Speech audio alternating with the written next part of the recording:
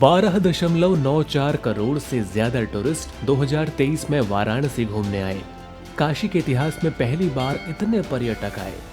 दिलचस्प बात यह है कि इस साल गोवा, जो कभी भारत का सबसे पॉपुलर टूरिस्ट डेस्टिनेशन था, सिर्फ 9.5 करोड़ पर्यटकों को ही आकर्षित कर सका।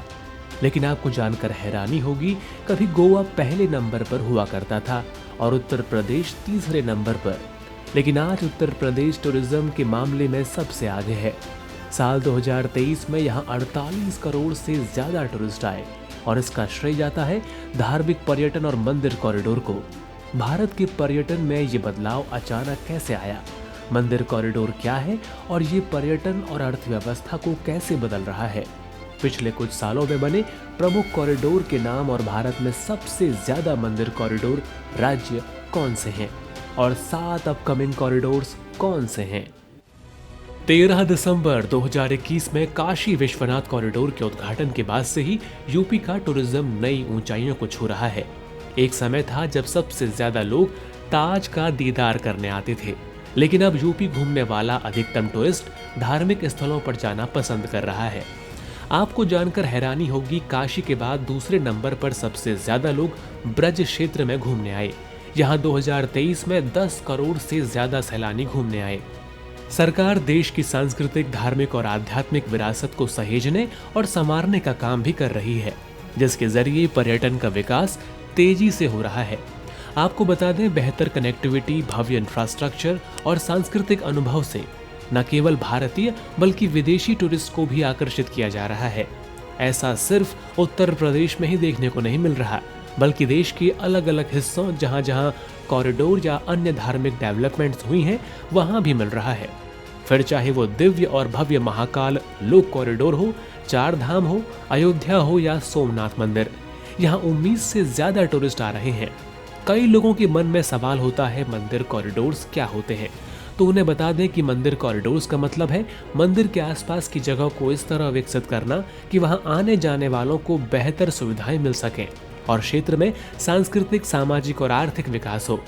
ये कॉरिडोर न केवल श्रद्धालुओं के लिए सुविधाजनक होते हैं, बल्कि स्थानीय व्यापार, पर्यटन और रोजगार को भी बढ़ावा देते हैं।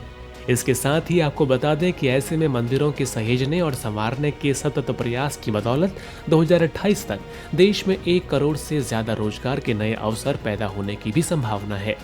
पिछले 4 से 5 सालों में सोमनाथ मंदिर, काशी विश्वनाथ, महाकाल मंदिर कॉरिडोर देश को समर्पित किए जा चुके हैं।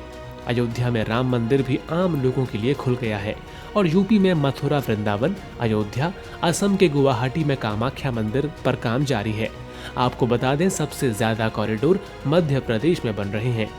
यूं तो ये सभी सीधे तौर पर धर्म और आस्था से जुड़े हुए नजर आते हैं, लेकिन इसके पीछे छिपा अर्थ विज्ञान एक अलग ही तस्वीर दिखाता है। रिलीजियस टूरिज्म देश की जीडीपी में अपनी अलग जगह रखता है।